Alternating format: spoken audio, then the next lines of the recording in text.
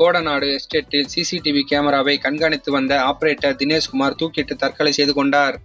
இந்த வழக்கு 6 ஆண்டுகளை கடந்தும் இன்னும் தீர்க்கப்படாமலே உள்ளது. இதையடுத்து கோடநாடு கொலை கொள்ளை தொடர்பான வழக்கு விசாரணை சிபிசிஐடி போலீசிடம் ஒப்படைக்கப்பட்டது. சிபிசிஐடி போலீசார் தீவிர விசாரணை நடத்தி வருகின்றனர். கோவை, நீலகிரி, சேலம் பகுதிகளில் சிபிசிஐடி போலீசார் முகாமிட்டு விசாரணை மேற்கொண்டு வருகின்றனர்.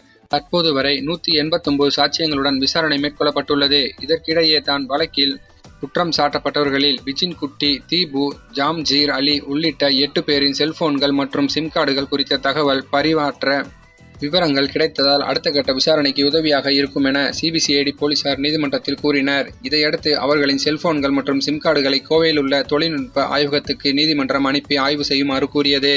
இதையடுத்து கோவை தொழில்நுட்ப ஆய்வகத்திலிருந்து குற்றம் சாட்டப்பட்டவர்களின் செல்போன்கள், சிம் கார்டுகள் வழியாக 2017 காலகட்டத்தில் நடந்த தகவல் பரிமாற்றங்கள் குறித்த விவரம் 3